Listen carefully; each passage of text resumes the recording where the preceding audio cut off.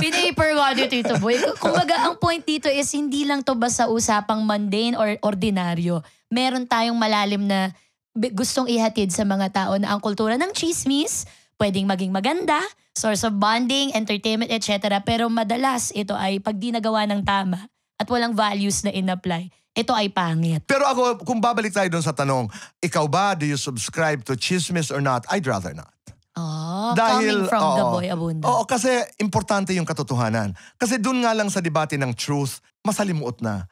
Truth is subjective. Oo, depende kung sino ka. Depende kung anong bias mo, kung saan ka nang galing, anong iyong paniniwala, anong iyong faith. That's your truth. Ang facts ang hindi nababago. Oo. The truth is subjective. Oo nga, depende sa pananaw nung nagsasabi. Ang katotohanan, nung nag-asawa ang anak ni nanay, para kay nanay, iba. Para sa akin, iniwanan ako ng aking anak. Meron namang magsasabi, ang katotohanan doon ay ini-express lamang ng kanyang anak ang pagmamahal. We're talking about truth. But truth based on facts is impregnable.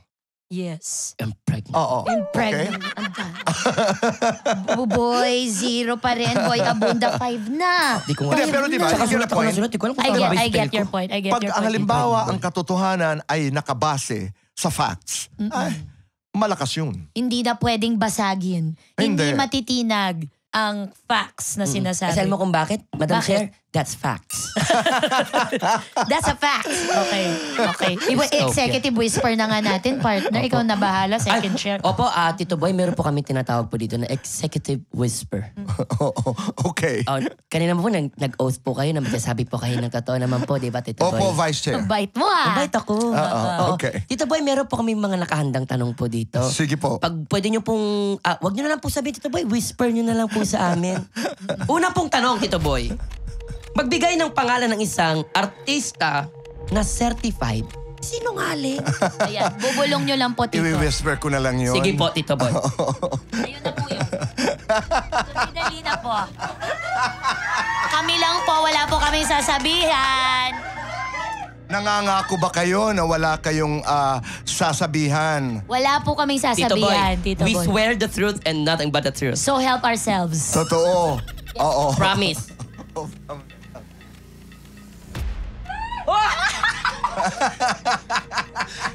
Ang pogi nun ah. Hindi, ganun lang yun.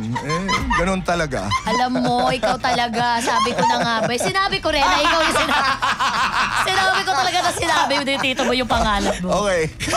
Siyempre, wala tayong makukuha kay Tito. Master nga eh. Doctorate nga eh. Alam mo, para dito sa Executive Whisper, babalik ako mga 4 weeks from now. Nakaka-tempt ito eh. Ibang klase. Okay. O sige, Tito Boy, kung ayaw niyo pong i-reveal yung artista na yon, sino na lang po, panahon nyo na para maghigante. Okay. Sino po ang taong nagkalat ng fake news tungkol sa inyo? No, napakadami. Sino po yan? No, wala akong maalala. To be very honest. Sino ba? Kahit lang po, may top 5 po ninyo, mga na... You know, the worst thing the worst rumor that was, para sa akin ha, that was spread, hindi ko talaga ma-trace. Nung ako'y nagkasakit 2013 or 2012, for the first time, yun lang ang pagkakataon na ako'y na-ospital, dahil hindi naman ako sanay sa ospital, 2011, 2012 yata, na ako'y namatay. Ay! I was in a resort at ako'y nag-YouTube. Opo. Pinanunood ko yung eulogy. Opo. Eulogy? Sa akin, napaalam, Tito Boy. Ha? Oo. Totoo yun. Who did that, hindi ko alam. Pero spend a lot of time, resources to be able to do that. Lahat naman yata tayo pinatay na. Pero yun talaga ang hindi ako makapaniwala. That someone would actually spend time and effort para patayin ka. Ano ko, relate po ako dyan, Tito Boy. Kasi, ito, ma-share ko na po. Kasi, bumalik po sa akin, naalala ko na po. Nung panahon na dengue po ako nung Tito Boy, thank God po dahil, gumaling po ako sa dengue. Alam niyo po, yung nanay ko umiyak, sumugod po sa ospital. Akala niya patay na po ako kasi nabasa niya sa isang news na dengue si Buboy, patay na. Tapos nagulat na lang, nagkasalubong kami ng nanay ko. Yung nanay ko, iyak ng iyak. Ako po, Tito Boy, ito, real talk. tumatakbo ako sa hallway ng ospital. Akala ng nanay ko, multo ako. Hala. Legit! Legit po yung, kaya po si Ate Marian noon, legit po ito, si Ate Marian Rivera noon, pumunta po siya sa ospital, finak-check niya po talaga. Yan ang tama. Finak-check niya po talaga ako. Tapos, parang, naiyak ako kasi syempre, naku Ate Marian, buhay po ako, mas malakas pa ako sa kalabaw ngayon. So talagang, parang, bakit kaya ganun? Ang galing nila magpaniwala ng mga tao, no? May dagdag ako dyan. Pinunta namin yung comments. Sabi niya, kakawa. Ito ay, totoo ito, talagang chismis, no? Ang comments ay oo, narinig ko rin yan. Kasi my sister works in the hospital. Yung hospital daw. Nailabas na yan kasi gumaling siya. Pero ibinalik. Kasi, kawaw, natuluyan pala. May ganung conversation na kung hindi ka magfa-fact check, gano'n ang mangyayari. But kung sino man ang nagpakalat noon, I never found out. Opo. May isa pa akong sasabihin sa inyo. Go po, Tito Boy. Tungkol doon sa mga sinungaling, mahaba ang pasensya ko. Because I've been involved in show business for a long, long time. Pag napikon ako, sobra na yon. Dahil hindi ako pikon. Yes. Nako, alam nyo na. Sinasabi ko sa inyo mag-antay, 4 na linggo lang. 4 na linggo. Actually, buti nga po, hindi nyo po sinagot yung mga whisper po namin eh. Oo, 4 na linggo lang. Meron palang nangyari mamaya. Kanina. So, aabangan po natin. Meron po itong part 2, guys. Ito sa Your Honor. Yes! Part 2 agad. Maraming salamat po, Maraming Tito salamat Boy. din. It's always a pleasure to be with you in your presence and to hear from you. This is really a school for the both of us, me and Buboy. Maraming salamat. Papalakpakan po natin ang nag-iisang Boya Bunda. Yes.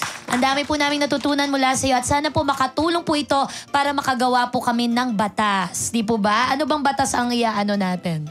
Sige. Isusulong. Ako magsasabi nito, Madam Oo, Chair. ang panukalang batas sa araw na ito. Okay lang po ba? Ang Marites Law po natin, ang bawat chismosa ay dapat bigyan ng pabuya. Ha? Sa dami nila, siguradong wala nang maghihirap sa bansa. Tama! Tito Boy, thank you po again. Palakpakan po. Maraming salamat, Tuesday. Napagano Maraming na lang. salamat, Buboy. Tito Boy, maraming salamat po talaga. Oo, maraming salamat. At Ibang klase. marami akong natutunan din. Di ba?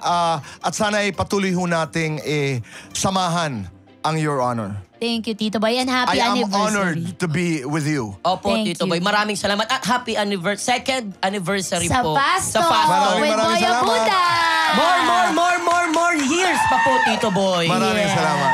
Lagi nyo rin pong papahiramin ng 20 minutes ang fast talk araw-araw. Thank you. Thank you. Maraming Thank you salamat po. sa inyong pakikinig sa ating hearing for today. At next Sunday, January 26 na po, sama-sama po nating i-celebrate ang More Tawa and More Saya Day. Sa pagsasanib puwersa po ng ULOL, GMA Comedy Shows at GMA Shows, game shows po to be exact para sa isang malaking campaign ngayong 2025 na More Tawa, More Saya. Tama ko po dyan, Madam Chair. At isa-celebrate na rin po natin to sa lahat po ng platforms sa TV. Mapapanood po ninyo ang grand launch ng More Tawa, More Saya sa Bubble Gang. Ang ganda naman niya. Tawa.